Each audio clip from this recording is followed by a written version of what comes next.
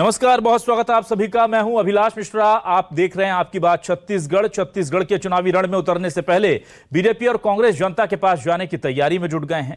हम बात कर रहे हैं चुनावी घोषणा पत्र की, जिसके सहारे सियासी दल जनता को अपने अपने पाले में जुटाने की कोशिश करते हैं। इस बार बीजेपी ने इसमें बाजी मार ली है। बीजेपी ने सांसद विजय बघेल के नेतृत्व में घोषणा पत्र समिति बना ली है, लेकिन कांग्रेस की तरफ से पिछली बार घोषणा पत्र बनाने वाले टीएस सिंहदेव ने जिम्मेदारी लेने से इनकार कर दिया। अब इस पर बीजेपी कांग्रेस पर तंज कस रही है और कांग्रेस ने भी बीजेपी प्रदेश नेतृत्व पर तंज कसा है। दरअसल बीजेपी के घोषणा पत्र के अध्यक्ष विजय बघेल पहले कांग्रेस में थे। उधर बीजेपी के पूर्व प्रदेश प्रभारी डी पुरंदेश्वरी भी पहले कांग्रेस में थी। कांग्रेस का कहना है कि बीजेपी आलाकमान को अब छत्तीसगढ़ के बीजेपी नेताओं पर भरोसा ही नहीं रहा। तो कुल मिलाकर के घोषणा पत्र समिति को लेकर, घोषणा पत्र को लेकर छिड़ा हुआ है सियासी फसाद। इसी पर शुरू करते हैं आपकी बात।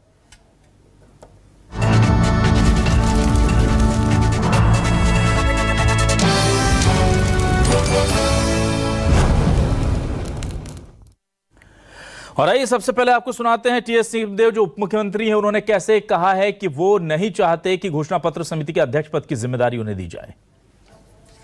पत्र समिति भी जल्द आप लोग की बनने वाली है, फिर क्या आपका कोई रोल है? मैं अध्यक्ष के रूप में तो नहीं रहूंगा, क्योंकि मुझे नहीं लगता कि आज समय उतना बचा कि जिस तरह से पिछले बार हम लोगों ने लोगों से मिल के किया था, अब समय नहीं है। तो उस हिसाब से तो मैंने कहा भी है कि मैं नहीं रह पाऊंगा, उसमें नहीं रहना चाहूँगा।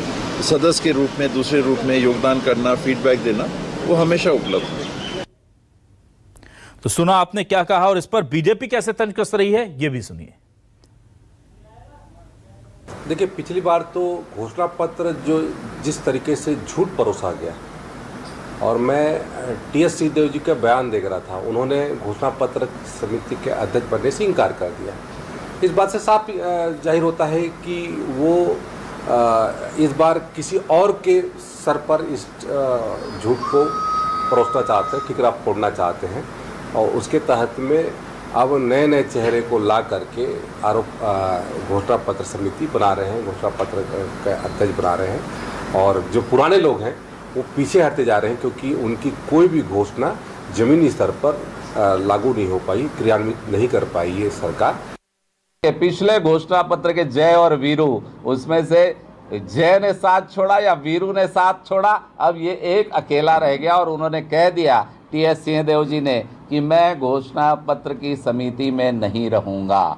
ये बहुत बड़े असंतोष को स्पष्ट करता है, बहुत बड़े वादा खिलाफी कांग्रेस पार्टी को इसको स्पष्ट करता है। माननीय टीएस सिंहदेव जी ने पहले ही ग्रामीण विकास मंत्रालय से इस्तीफा दे दिया था, जब ग्रामीणों के आवास भूपेश सरकार नहीं बना पा रही थी।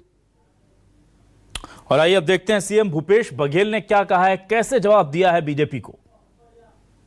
जो लोग जीवन भर भारतीय जनता पार्टी की सेवा किए, उनको तो घर बिठा दिया गया या लूप लाइन में डाल दिए। विजय बघेल जी जो कांग्रेस में थे, मेरे ब्लॉक कांग्रेस कमेटी का अध्यक्ष थे पाटन के, फिर वो निर्दलीय लड़े, फिर एनसीपी में विधानसभा चुनाव लड़े, अब वो भारतीय जनता पार्टी घोषणा पत्र बनाएंगे। तो जिसको भारतीय जनता पार्टी का आइडियोलॉजी पूरा मालूम नहीं, जिसको उन्होंने जिया नहीं है ना, वो घोषणा पत्र बनाएंगे। जो प्रदेश अध्यक्ष बनाए आंध्र प्रदेश के दुर्गापति पुरंदेश्वरी, पहले किसमें थी? कांग्रेस। अब वो प्रदेश के अध्यक्ष बने हैं। पंजाब में देखिए जाखड़ जी, वो कांग्रेस में थे, भारतीय जनता पार्टी के अध्यक्ष हो गए। मतलब ये है कि भारतीय जनता पार्टी के शीर्ष नेतृत्व को प्रदेश में अब नेताओं का अकाल हो गया है, उनके पास कोई नेतृत्व अब रहा नहीं। और आइए देखते हैं हमारे आज के सवाल क्या है, आपको दिखाते हैं। सवाल ये रहे आपके सामने। घोषणा पत्र को लेकर घमासान, बीजेपी कांग्रेस में शुरू हुआ संग्राम। घोषणा पत्र समिति से टीएस सिंहदेव ने खींचे हाथ, कम वक्त में कैसे बिछेगी बिसात। वादे रहे अधूरे, इसीलिए सिंहदेव पीछे हटे। बीजेपी को जिम्मेदारी के लिए कांग्रेस से आए नेता ही मिले। छत्तीसगढ़ में चुनावी विवादों पर पूरा फोकस, बीजेपी में घोषणा पत्र समिति तय, पर कांग्रेस में क्यों है असमंजस। या असमंजस है नहीं, इसको लेकर के बात की जाएगी। हमारे साथ 3 खास मेहमान जुड़ रहे हैं। आइए सीधे रुक कर लेता हूं, तारुफ करा देता हूं अपने मेहमानों का। मेरे साथ बीजेपी से जुड़ रहे हैं वरिष्ठ नेता प्रवक्ता श्रीचंद सुंदरानी जी, बहुत बहुत स्वागत करता हूं सुंदरानी जी आपका हमारे इस खास डिबेट शो में। मेरे साथ कांग्रेस से वरिष्ठ नेता चंद्रशेखर शुक्ला जी प्रवक्ता जुड़ रहे हैं, बहुत बहुत स्वागत है चंद्रशेखर शुक्ला जी आपका भी हमारे इस डिबेट शो में। और आम आदमी पार्टी से सूरज उपाध्याय जी को हमने आमंत्रित किया है। सूरज जी आपका भी बहुत स्वागत करता हूं सर। सबसे पहले मैं आ जाता हूं चंद्रशेखर शुक्ला जी, कांग्रेस की स्थिति इस वक्त थोड़ी सी घोषणा पत्र को समिति को लेकर कम से कम विकट चल रही है, क्योंकि देखिए टीएस सिंहदेव साहब ने हाथ पीछे खींच लिए हैं और मौका फिर से मिल गया है बीजेपी को तंज कसने का। क्या कहेंगे आप? अभिलाष जी देखिए जी, आपने शुरुआत ही गलत तरीके से की है। अभी तो हमारी कोई समिति बनी नहीं, तो हाथ खींचना, पैर खींचना, ये सब खींचना कोई बात विषय ही नहीं है। और माननीय बाबा साहब ने स्पष्ट कहा है कि मैं एक सदस्य के रूप में काम करूंगा। आपको मैं जानकारी बता दूं, हमारी पार्टी का सिस्टम बता दूं। 2008 में घोषणा पत्र समिति के वो अध्यक्ष थे। जिस दिन चुनाव समाप्त हुआ, समिति ने अपनी सारी घोषणाओं को पूरा करने के दायित्व सरकार देके हट गई। 2019 में जब नगरीय निकाय चुनाव हुए तो हमने एक नई समिति बनाई, घोषणा पत्र समिति, जिसके अध्यक्ष डॉक्टर शिव कुमार डहरिया जी थे। पंचायती राज के लिए हमने अलग घोषणा पत्र बनाई। ये तो हमारी पार्टी का परंपरा रहा है कि हर चुनाव में उससे संबंधित व्यक्ति उनको बनाया जाता है। और बाबा साहब ने मना तो कभी नहीं कहा, उन्होंने तो यही कहा कि समय कम है, दायित्व तो ज्यादा है, अन्य जिम्मेदारियां भी हैं, मैं सदस्य के रूप में काम करूंगा। तो इस प्रकार का रूमर फैलाना, अफवाह फैलाना कि उन्होंने हाथ खींच लिया, ये गलत है। पहली बात तो दूसरी बात, भारतीय जनता पार्टी की घोषणा पत्र समिति का कोई औचित्य ही नहीं है, क्योंकि इन्होंने 2003 में घोषणा किया था कि हर आदिवासी को गाय देंगे, वो भी 10 लीटर दूध देने वाली जर्सी गाय। उनके चक्कर में आदिवासियों ने गेरू खरीद लिया, घर के सामने खूंटा गाड़ दिया, वो गाय पता नहीं चली। 500 रुपए बेरोजगारी भत्ता देंगे बोले, 15 साल में 1 रुपए नहीं दिया। शराबबंदी की घोषणा तो लगभग हर बार की, 21 रुपए धान का समर्थन मूल्य, 300 रुपए बोनस, 2400 रुपए, ना जाने कितने प्रकार के अनेकों अनेक झूठे वादे किए। और इन झूठे वादे के बाद भारतीय जनता पार्टी के पास स्थिति ये है कि अब उन झूठे वादों को निभाने के लिए उनके पास कोई पार्टी का पुराना सीनियर नेता बचा नहीं। सबको तो उन्होंने लूप लाइन में डाल दिया। अमित शाह जी आते हैं, बंद कमरे में डंडा चलाते हैं, समिति बनाते हैं, और बनाते हैं किसको? कांग्रेस से आए व्यक्ति को बनाते हैं। तो भारतीय जनता पार्टी के पास खुद के तो पुराने नेता बचे नहीं, आइडियोलॉजी बची नहीं है। आयतित लोगों के भरोसे तो भारतीय जनता पार्टी जीती। 6 प्रदेश अध्यक्ष और 4 मुख्यमंत्री तो कांग्रेस से गए इनके यहाँ। ये हमारे भरोसे तो इनकी दुकानदारी चल रही है। 170 से ज्यादा सांसद इनके ऐसे हैं जो कांग्रेस बैकग्राउंड से हैं। भारतीय जनता पार्टी का अस्तित्व नहीं है। और ये कितना झूठ बोलेंगे, इनके पास ना तो घोषणा बचा ना क्रियान्वयन बचा है। हमने बाबा साहब ने जो घोषणा पत्र बनाया था, जन घोषणा पत्र, उसमें से 98% वादे पूरे हो चुके हैं। ठीक है। और अगली बार भी जब हम मनाएंगे, जब भी हमारी समितियां बनेगी, हमारी 1 नहीं 2 नहीं 7 समितियां बननी प्रस्तावित है। और ये समितियां चुनाव के पहले बनती हैं। अभी एक भी समिति हमारी नहीं बनी, इसलिए यह कहना कि किसी ने हाथ खींच लिया, ये अफवाह फैलाना है। अभिलाष जी, मेरा आपसे आग्रह है, इस प्रकार के विषय या इस प्रकार की भाषा का इस्तेमाल ना हो, क्योंकि अभी तो कोई समिति बनी ही नहीं है। ठीक है, बनी नहीं है, लेकिन चूंकि यह माना जाता है कि छत्तीसगढ़ में कांग्रेस को 15 साल का जो बीजेपी का शासन नहीं माना नहीं। उसके बाद डॉक्टर शिव कुमार डहरिया भी बने थे। हाँ। मैंने आपको स्पष्ट किया। उसके बाद शिव कुमार डहरिया भी बने थे। पंचायती राज के लिए अलग बना था, पंचायती राज के लिए अलग बना था, बिल्कुल मानता हूं। लेकिन विधानसभा चुनाव में जो महत्वपूर्ण भूमिका थी, ये कहा जाता है, आप कह रहे हैं कि हाथ नहीं खींचे, इस पर आपको बनेगा ना, नया बनेगा। जी ठीक है, चलिए। भारतीय जनता पार्टी ने रिपीट किया क्या? भारतीय जनता पार्टी ने रिपीट किया क्या? भारतीय जनता पार्टी ने तो अपना प्रभारी बदला है, चुनाव समिति बदला है, लेकिन तो प्रक्रिया है। लेकिन उनके प्रभारी ने मना भी नहीं किया था कि मुझे जिम्मेदारी दी जाएगी तो मैं नहीं करूंगा। मैं आता हूं, अब मैं आपका सवाल लेकर के श्रीचंद सुंदरानी जी के पास आता हूं, क्योंकि महत्वपूर्ण सवाल आपने उठाया। नाम नहीं पता होगा उनके, तो प्रभारियों को नाम नहीं पता होगा। हमारे आदरणीय भाजपा के नेताओं को उनका नाम भी याद नहीं होगा कि उन्होंने संकल्प पत्र और वचन पत्र का झूठ बोला था। चलिए ठीक है सर, तो पूछ लीजिए अभी उनसे ना। सुंदरानी जी के पास मैं आता हूं आपका महत्वपूर्ण सवाल लेकर के। सुंदरानी जी, ये बात तो सही है कि आपके पास जो बार बार इशारे मिल रहे हैं आपकी पार्टी के कामकाज से, उसके फैसलों से, वो ये मिल रहे हैं कि प्रदेश के नेतृत्व पर बहुत भरोसा रह नहीं गया। विजय बघेल जी को लेकर के बनाने में कोई दिक्कत नहीं है, वो आपके हैं, अब वो आपकी पार्टी में है। कांग्रेस की पार्टी में कभी रहे, कभी निर्दलीय लड़े, कभी एनसीपी से लड़े, लेकिन अब वो आपके हैं। पर नैतिकता के तौर पर यह सवाल पूछा जाता है कि क्या बीजेपी को जिंदगी भर देने वाला कोई शख्स नहीं मिलता, चाहे वो प्रभारी बनाना हो, चाहे इस घोषणा पत्र समिति का अध्यक्ष बनाना हो, या आपको लगता है कि स्किल्ड कार्यकर्ता जिसके लिए बीजेपी जानी जाती थी कि उन्हें काम करना बहुत अच्छे से आता है संगठन का, उसकी कमी हो गई?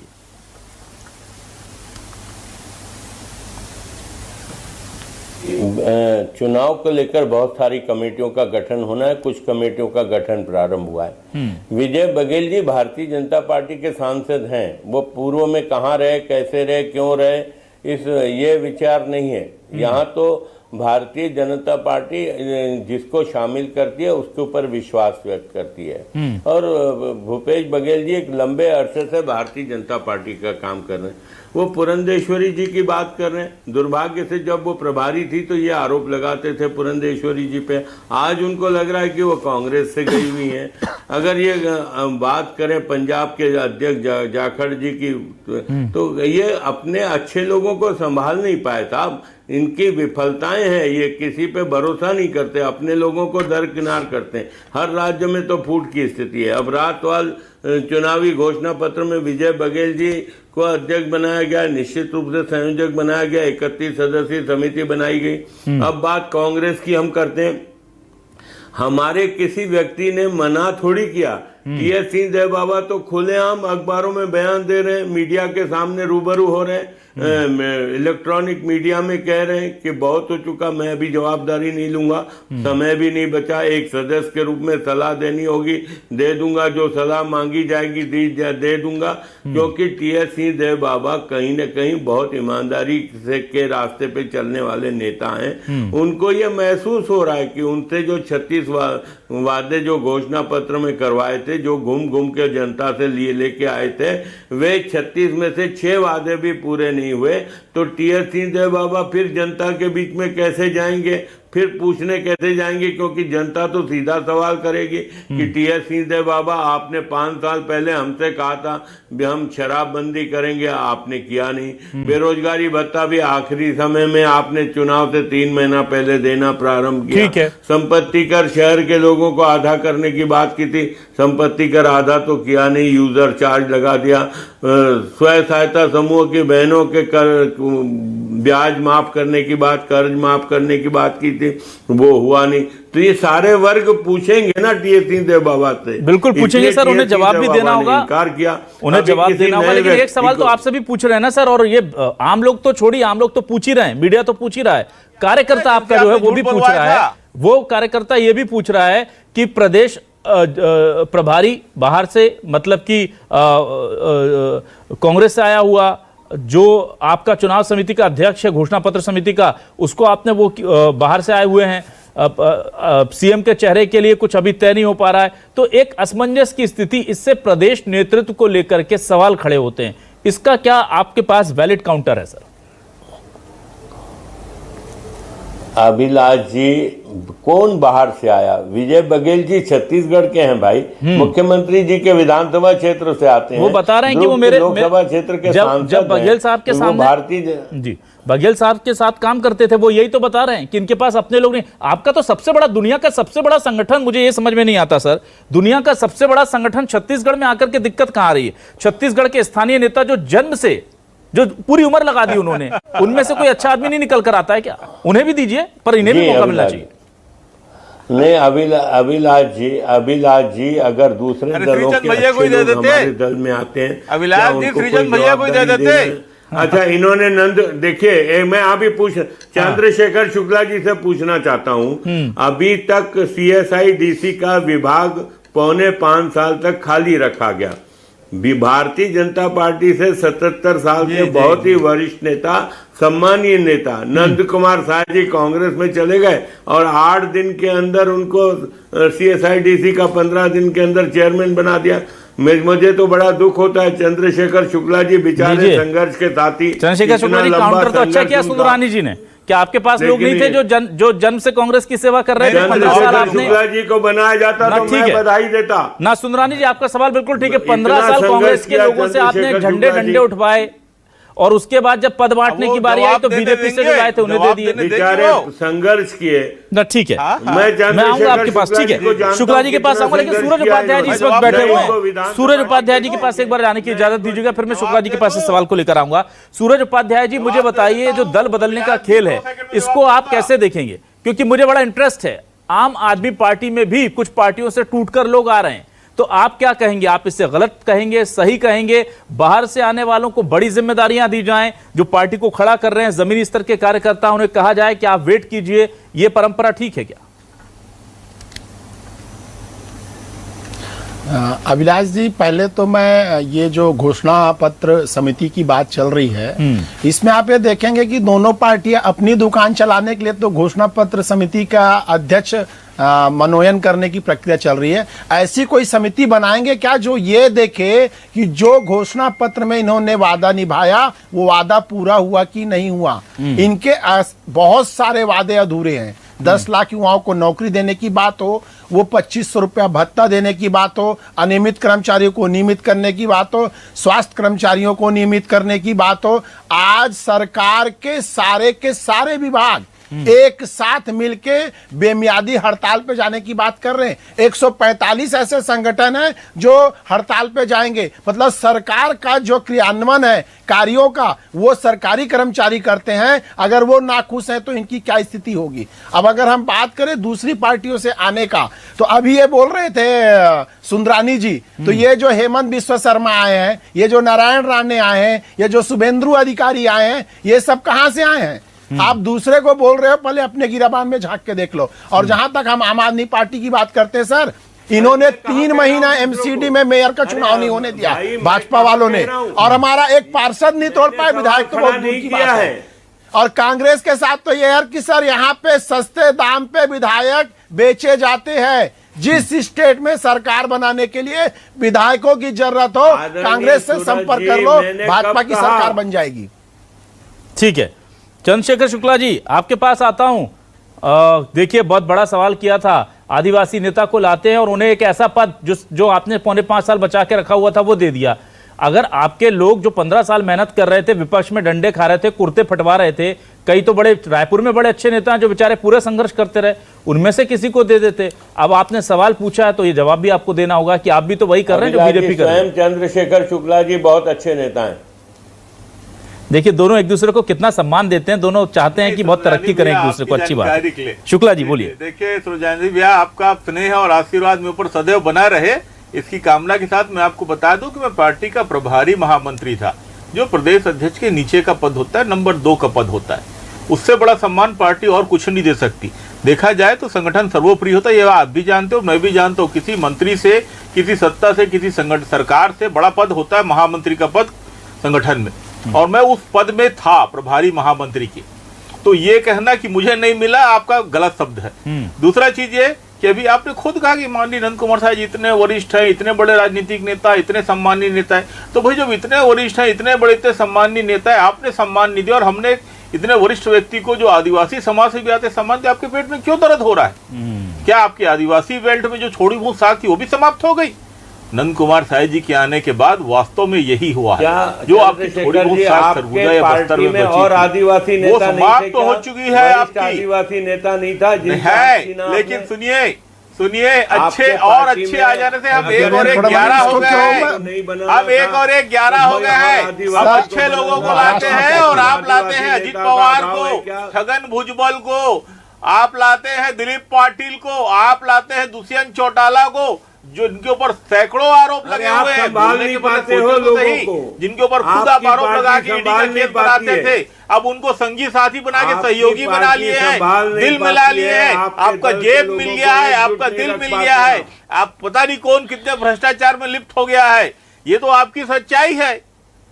हम तो अच्छे लोगों को लाते हैं, आप सिर्फ बुरे लोगों को लाते हैं। ये हमारे और आप में बेसिक डिफरेंस है आइडियोलॉजी में। हमने एक बहुत वरिष्ठ सम्मानीय आदिवासी नेता को लाया, उनको सम्मानित किया, ठीक जिनका है सर। आपने अपमान किया था। लेकिन और चंद्रशेखर आप जी- कैसे लोगों को लाते हैं? हेमंत बिस्वा शर्मा, ठीक है। शुभेंदु नहीं, अधिकारी, आप क्या वरिष्ठ दिलीप आदिवासी रॉय, नेता नहीं थे आपका क्या? ना, ना, अजित ठीक है। पवार, ये छगन तो आप भुजबल, लोगों ने बैलेंस कर लिया। वरिष्ठ आदिवासी अरे नेता है, नहीं थे और एक जिनका और आपने 11 हो हक गए मारा। हैं और ठीक। आपका सुपड़ा साफ करने के लिए बैठे हैं तैयार। चलिए ठीक है चंद्रशेखर जी, लेकिन एक सवाल महत्वपूर्ण दागा था जो सुंदरानी जी ने जो बड़ा अच्छा तथ्य उन्होंने दिया था कि 170 से ज्यादा सांसद जो हैं वो सुंदरानी जी से आपने पूछा था कि वो जो हैं वो कांग्रेस से गए हैं, लेकिन आप मुझे ये बताइए जो गए हैं इनको जनता चुन करके ला रही है पार्टी को बदलने के बाद भी, आप चाहे उन्हें गद्दार कहें चाहे जो भी कहें, लेकिन पार्टी का जनता का भरोसा उन पर है, तो ये उनके लिए आप इतना ज्यादा लूप होल्स क्यों छोड़ दे रहे हैं जिसका फायदा उठा करके आज वो सत्ता में 170 सांसद खत्म कर दीजिए, कम कर दीजिए और वो अपने साथ जोड़ लीजिए, देखिए